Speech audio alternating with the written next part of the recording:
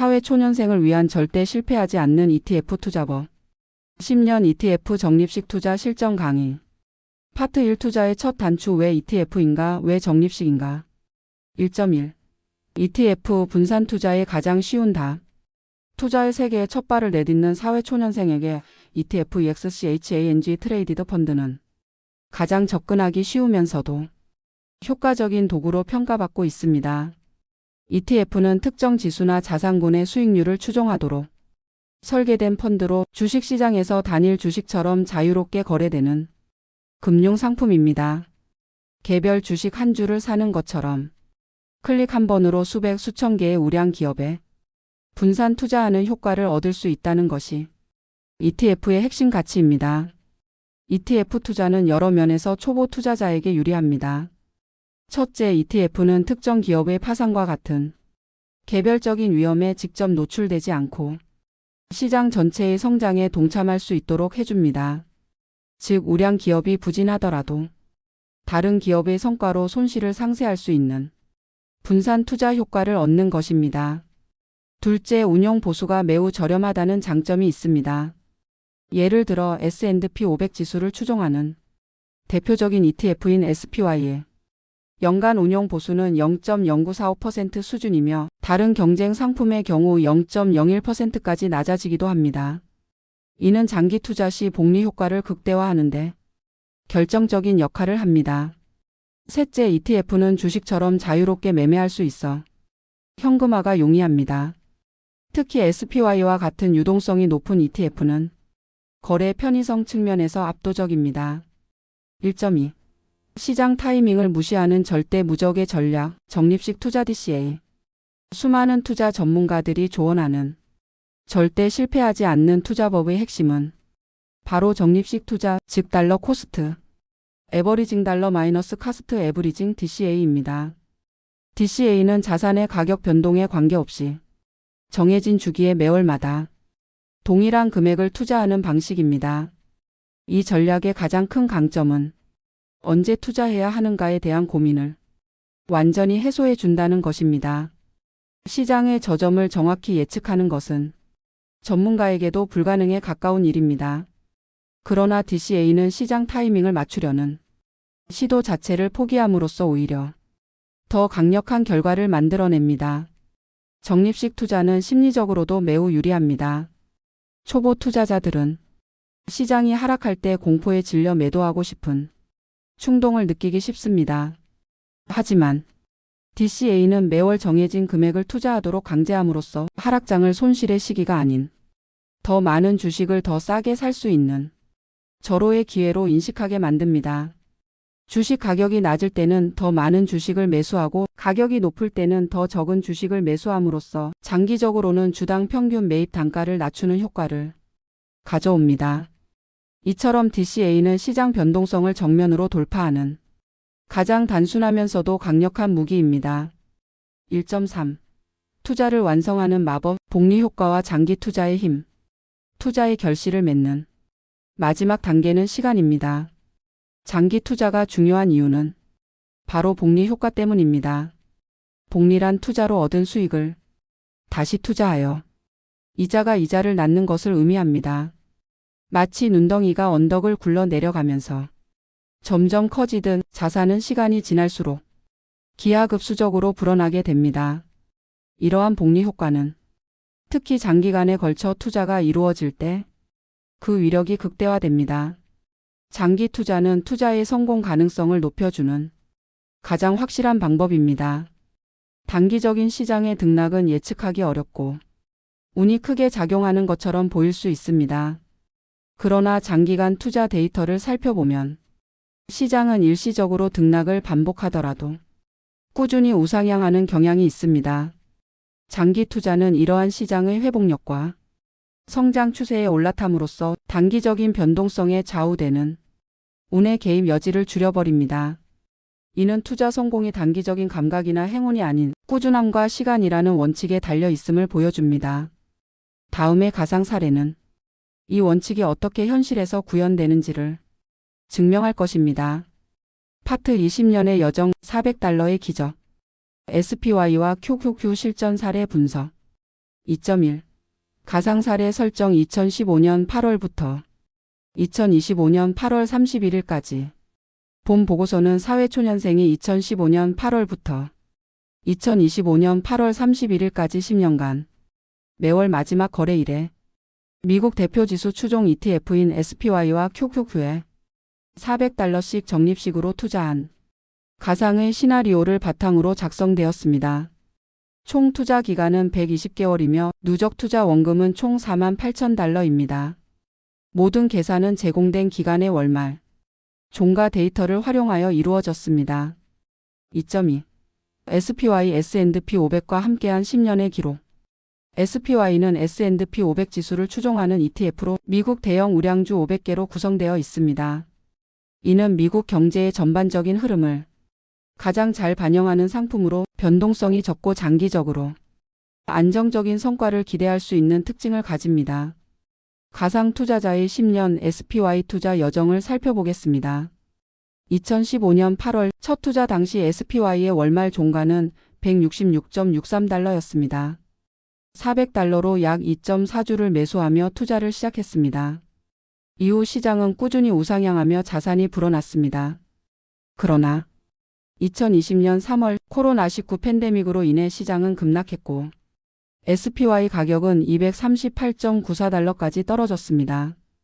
이 시기 매월 $400를 꾸준히 투자한 덕분에 투자자는 평소보다 훨씬 많은 수량을 저렴한 가격에 매수할 수 있었습니다. 가격이 일시적으로 하락했지만 이는 장기적인 관점에서 오히려 더 많은 주식을 저축하는 할인 기간이 된 셈입니다. 2022년에는 연간 하락장을 경험했습니다. 자산 가치는 일시적으로 감소했지만 투자자는 흔들리지 않고 매월 $400를 꾸준히 투자하여 평균 매입 단가를 지속적으로 낮췄습니다. 그리고 2023년 말부터 2025년 8월까지 이어지는 폭발적인 시장 반등 속에서 그동안 쌓아온 수량들이 가파르게 가치를 키워나갔습니다. 2.3. QQQ 나스닥 100과 함께한 역동적인 10년. QQQ는 나스닥 100 지수를 추종하는 ETF로 애플, 마이크로소프트, 엔비디아 등 기술주와 성장주를 중심으로 구성되어 있습니다. QQQ는 SPY보다 높은 변동성을 보이지만 동시에 높은 성장성을 기대할 수 있는 하이 리스크 하이 리턴 성향을 가집니다. 가상 투자자의 QQQ 투자 여정은 SPY보다 훨씬 더 극적이었습니다. 2015년 8월 첫 투자 당시 QQQ의 월말 종가는 $96.59였으며 $400로 약 4.14주를 매수하며 투자를 시작했습니다. 이후 10년간 QQQ는 기술주 성장 흐름에 힘입어 가파른 우상향을 보였습니다. 2020년 3월 QQQ는 SPY보다 더 크게 하락하여 $184.30까지 떨어졌지만 이후 놀라운 속도로 비자 반등에 성공하며 2021년 말에는 $400에 육박하는 가치를 보였습니다. 2022년 하락장에서는 SPY보다 더 큰 폭의 낙폭을 보였습니다. 그러나 DCA 전략을 고수한 투자자는 이 기간 동안 평소보다 훨씬 많은 수량을 확보했습니다. 이후 2023년부터 2025년 8월까지 기술주가 주도하는 시장 랠리가 이어지면서 QQQ 포트폴리오는 빠르게 회복하고 성장하여 SPY를 크게 앞서는 최종 결과를 달성했습니다. 파트 3 데이터가 말해주는 투자 성과 비교 및 핵심 인사이트. 3.1. SPY vs QQQ 10년 투자 성과 최종 비교. 10년간 매월 $400씩 총 $48,400를 적립식으로 투자한 가상 사례의 최종 결과는 다음과 같습니다. 테이블 1. SPY vs QQQ 최종 투자 성과 비교. 구분 누적 투자 원금 최종 포트폴리오 가치 총 수익 투자 수익률 ROI. SPY $48,400 10만 7,329 58 92만 9,121.75%. QQQ $48,400 13만 591 82 19만 1,169.82%. 위에서 볼 수 있듯이 두 ETF 모두 놀라운 수익을 달성했습니다. 특히 QQQ는 SPY보다 약 23,262 더 많은 수익을 기록하며 10년간의 투자 승자가 되었습니다. 이는 지난 10년간 기술주가 시장을 압도하는 성장을 보였기 때문입니다. 3.2. 승자와 패자는 없다.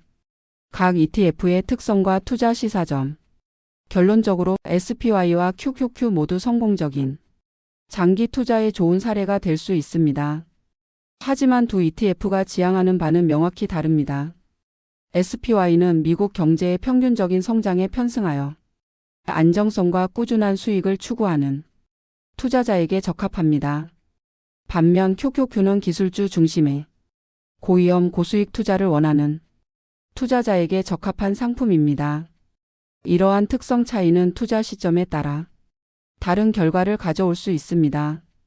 QQQ의 경우 2022년처럼 기술주가 크게 하락하는 시기에 SPY보다 더 큰 폭의 손실을 경험할 수 있습니다. 그러나 DCA 전략을 꾸준히 실행하는 투자자에게 이러한 변동성은 오히려 기회가 될 수 있습니다. 가격이 크게 하락했을 때 더 많은 수량을 확보함으로써 이후 시장이 회복될 때 폭발적인 성장을 경험할 수 있기 때문입니다. QQQ의 사례는 장기적인 DCA 투자자에게 있어서 시장의 급락은 두려움의 대상이 아니라 자산을 증식시키는 동력임을 보여줍니다. 따라서 초보 투자자는 단순히 승자를 고르기보다는 자신의 투자 성향과 목표에 맞는 ETF를 선택해야 합니다. 안정적인 성장을 선호한다면 SPY를, 높은 수익률을 추구하고 변동성을 감당할 수 있다면 QQQ를 선택할 수 있습니다. 또는 두 상품을 적절히 조합하여 안정성과 성장성을 동시에 추구하는 것도 좋은 전략입니다.